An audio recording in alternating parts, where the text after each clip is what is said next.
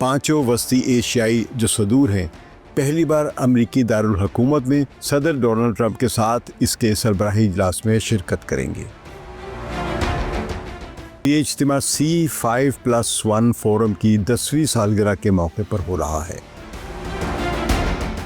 America का बुनियादी मकसद चीन के बेल्ट एंड रोड इनिशिएटिव और रूस के इलाकाई सलामती इत्तेहादों के बढ़ते हुए गलबे को महदूद करना है। अमेरिका मुतबादिल तिजारती रास्तों और तवानाई की पार्टनरशिप्स को फ़रोग़ देकर रूसी और ईरानी मफादात को भी कम करने की कोशिश कर सकता है। C5 के जो ममालिक हैं ये लैंड लॉक्ड कंट्रीज हैं।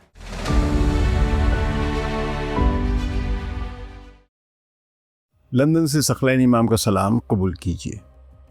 आज हम बात करेंगे अमेरिका की खारजा पॉलिसी में एक नई जहद का।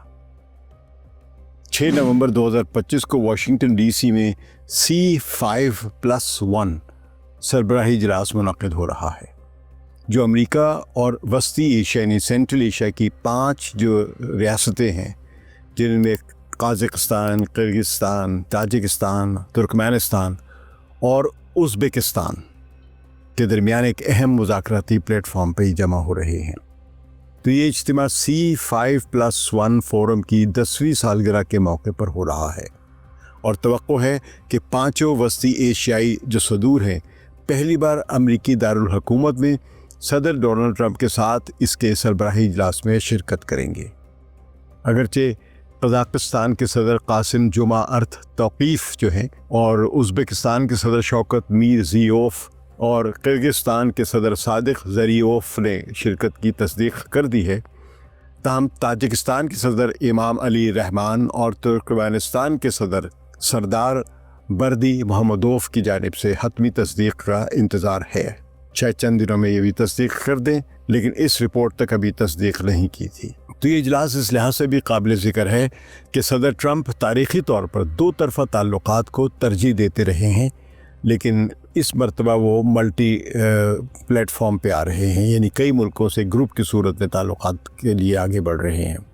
इसलिए ख़ित्ते में मल्टी डायमेंशनल डिप्लोमेसी यानी कसीरुल जहती सफारतकारी की जानिब एक अहम तब्दीली का इशारा है। C5+1 जो एक डायलॉग फोरम है जिसका आगाज़ 2015 में सदर बाराक ओबामा के दौर में हुआ था, ये अमेरिका और सेंट्रल एशियन रिपब्लिक्स जो हैं या वस्ती एशियाई ममालिक जो हैं उनके दरमियान इज्तिमाई डायलॉग के ज़रिए ताल्लुक़ात बेहतर करने का एक प्लेटफॉर्म तश्कील दिया गया था।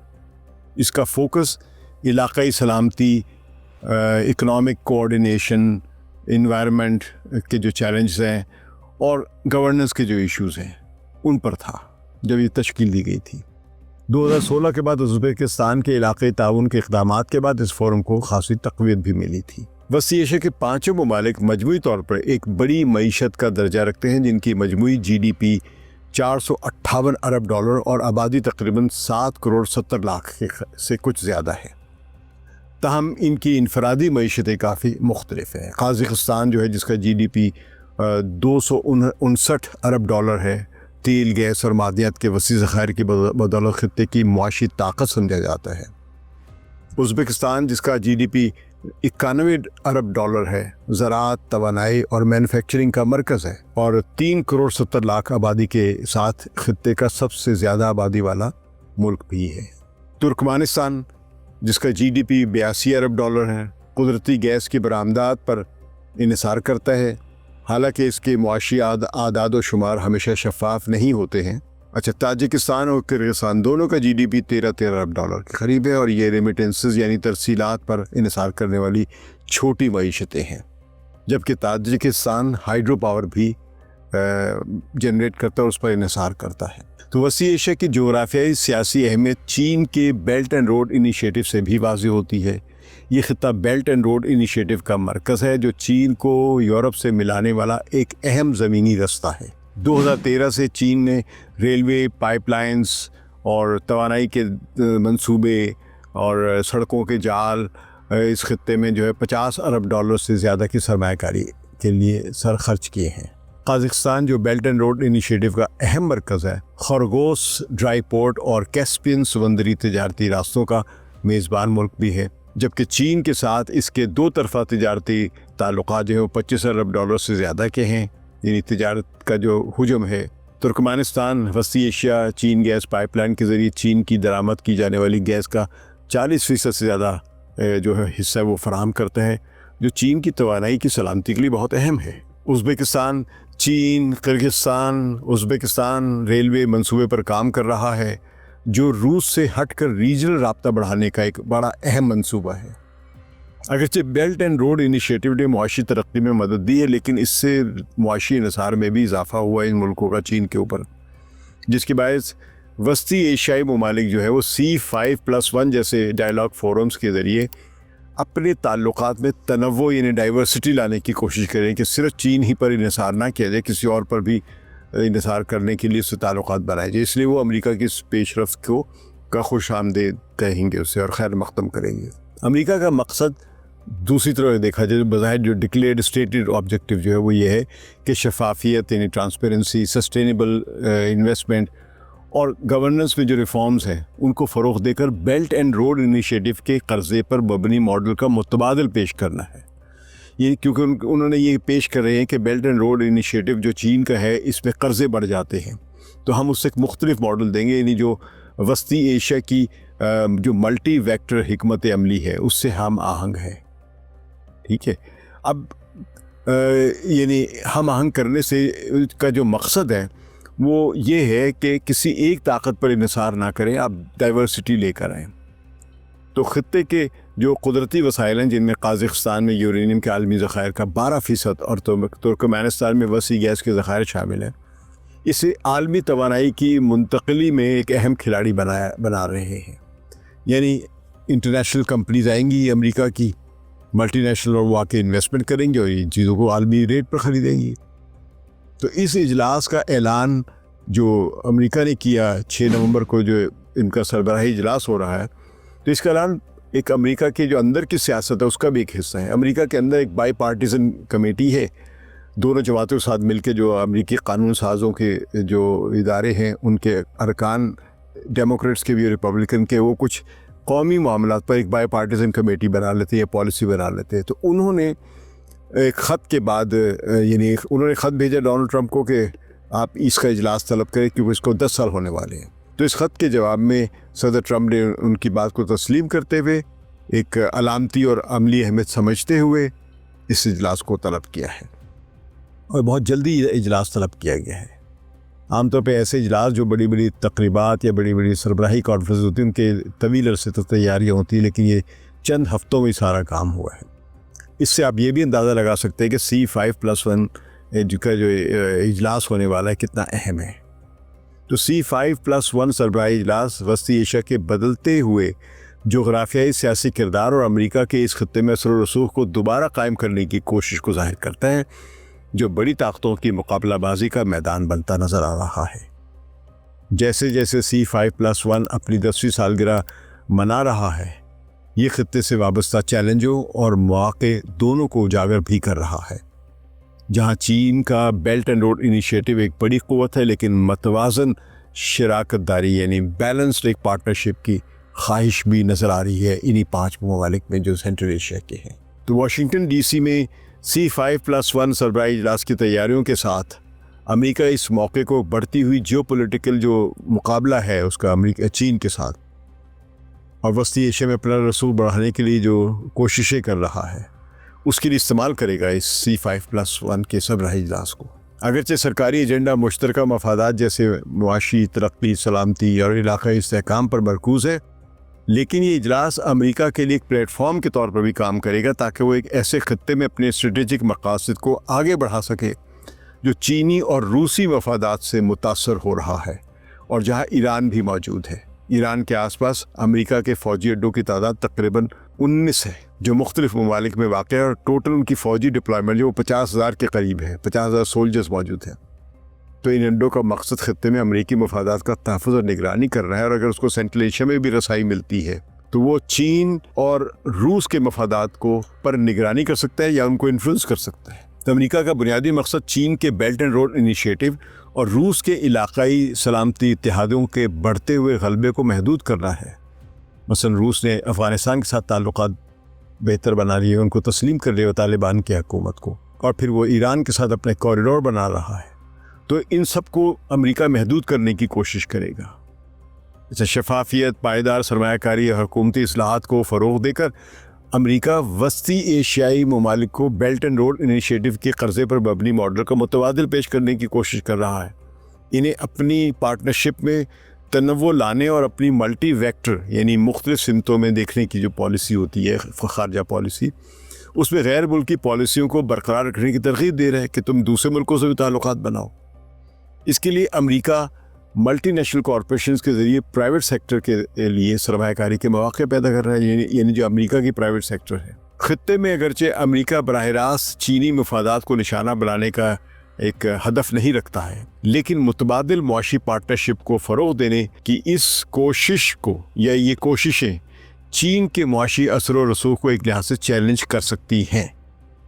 اس طرح امریکہ متبادل تجارتی راستوں اور توانائی کی پارٹنرشپس کو فروغ دے کر روسی اور ایرانی مفادات کو بھی کم کرنے کی کوشش کر سکتا ہے، تاہم براہ راست تصادم کا امکان نہیں ہے، کیونکہ یہ ملک خود چین اور روس یا ایران سے تصادم نہیں چاہتے ہیں۔ C5+1 میں شاید براہ راست نہیں تو کم از کم انڈائریکٹلی افغانستان ایک اہم موضوع ہوگا جس پر بات ہو سکتی ہے۔ امریکہ اس خطے میں استحکام لانے اور کے خلاف کوششوں کو بڑھانے کے لیے اپنا اثر و رسوخ استعمال کرنے کی کوشش کرے گا۔ بگرام ایئر بیس وہ مانگ رہا ہے جو انہی 3 ملکوں کے ہمسائے میں ہے، ترکمانستان، ازبکستان اور تاجکستان۔ تاہم امکان ہے کہ امریکہ کا طریقہ کار محتاط رہے گا، جس میں افغان سیاست میں براہ راست مداخلت کرنے کے بجائے مشترکہ سلامتی کے خدشات کو دور کرنے کے لیے علاقائی پارٹنرشپ، ریجنل پارٹنرشپ کے ساتھ تعاون پر توجہ دی جائے گی۔ یہ طریقے ہوتے ہیں اپنا اثر و رسوخ بڑھانے کے۔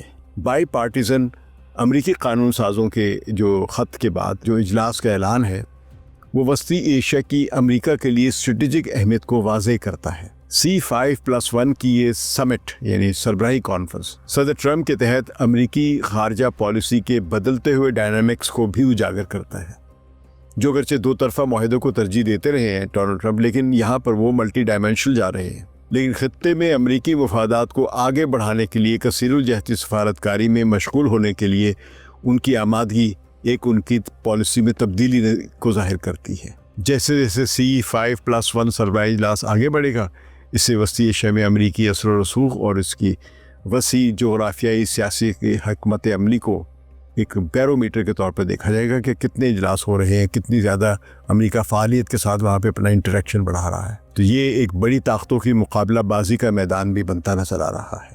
C5+1 ڈائیلاگ فورم کو سمجھنے کے لیے دیگر بڑی طاقتوں کے نقطہ نظر کو بھی جاننا ضروری ہے۔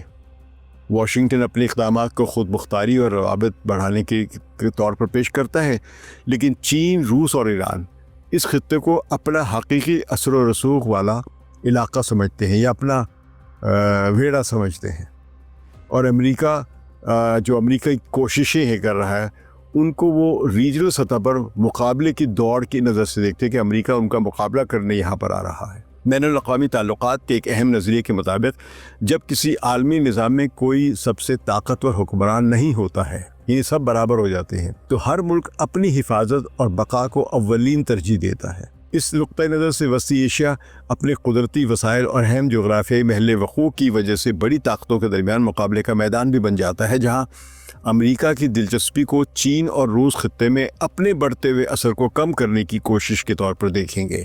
روس نے تاریخی طور پر وسطی ایشیا کو اپنا اثر والا علاقہ سمجھا ہے اور امریکی اقدامات کو اپنے مفادات کے خلاف سازش قرار دیے ہے۔ یہ خطہ سوویت یونین کی ریاستیں ہوتی تھی جو آج انڈیپینڈنٹ ریپبلکس یا اسٹیٹس ہیں۔